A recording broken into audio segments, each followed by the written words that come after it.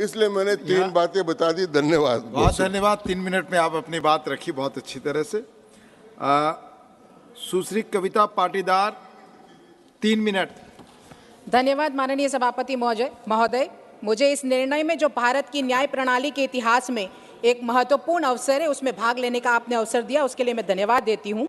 मैं माननीय प्रधानमंत्री श्री नरेंद्र मोदी जी और गृह मंत्री माननीय अमित शाह जी के नेतृत्व में हमारे नागरिकों की आकांक्षाओं के अनुरूप न्यायिक कानून लाने के लिए हमारी सरकार की इस दूरदर्शी कदम की सराहना करती हूँ। माननीय प्रधानमंत्री जी मोदी जी ने 15 अगस्त को देश में 5 प्रण लिए थे। उसमें से एक प्रण था गुलामी की सभी निशानियों को समाप्त करना। आज के ये तीनों विधेयक एक प्रकार से मोदी जी के इस प्रण की अनुपालना करने का काम करेंगे और साथ ही अटल जी की उन पंक्तियों को भी चरितार्थ करेंगे जिनमें उन्होंने कहा था कि इस बात से फर्क नहीं पड़ता कि व्यक्ति कहाँ खड़ा है, बल्कि इस बात से फर्क पड़ता है कि व्यक्ति जहाँ खड़ा है वहाँ उसका धरातल क्या है।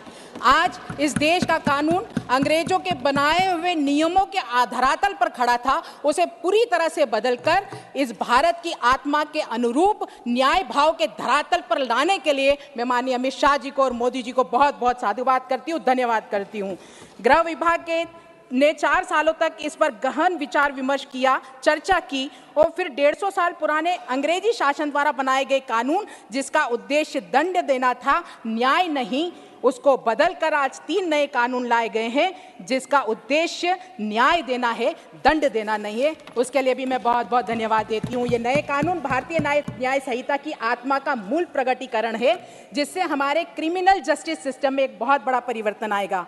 महोदय, इस बिल के तहत कई संशोधन लाए जा रहे हैं और कई नए अपराधों को मान्यता दी जा रही है, लेकिन आज मैं जिस बात पर जोर देना चाहती हूँ वो महिला और बच्चों के खिलाफ अपराधों को दिया गया महत्व। हम जानते हैं कि अभी जो कानून है उसमें महिलाओं और मानववध के अपराधों को बहुत निचली श्रेणी में रखा गया था। उसके पहले अगर कोई किसी को न्याय देना हो तो सरकारी खजानों को लूटने वालों की सजा को रखा गया था। हमारे जो ब्रिटिश ताज है उसका अपमान करने की सजा को रखा था, रेल पटरी को उखाड़ने वाली सजा को रखा था। अब इसे पूर्णतः से बदलकर महिला और बच्चों के अपराधों को प्राथमिकता दी गई है। महिला होने के नाते मैं माननीय मोदी जी और माननीय अमित शाह जी को बहुत बहुत साधुवाद देती हूँ। उसके बाद मानव शरीर पर प्रभाव डालने वाले विषय, क्योंकि हम जानते हैं कितनी ही बेटियों के फेस पर तेजाब डालकर अपराधी उनके पूरे जीवन को नष्ट करने का काम कर दिया करते थे। आज उन बेटियों को न्याय दिलाने का काम माननीय मोदी जी और अमित शाह जी ने किया है। मैं पुनः उनको बहुत सारी धन्यवाद देती हूं।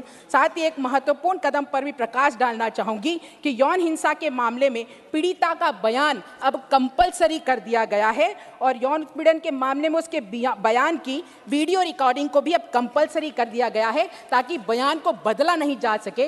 दूर दराज में अगर किसी बहन के साथ गलत व्यवहार होता था तो उसका बयान तो लिया जाता था, लेकिन जैसे ही पता चलता था कि बलात्कारी कौन है, उसके बयान को बदलने का भी काम कर दिया जाता था। अब ये ऑनलाइन उसके बयान के दर्ज होने के कारण उसके बयान को बदला नहीं जा सकता।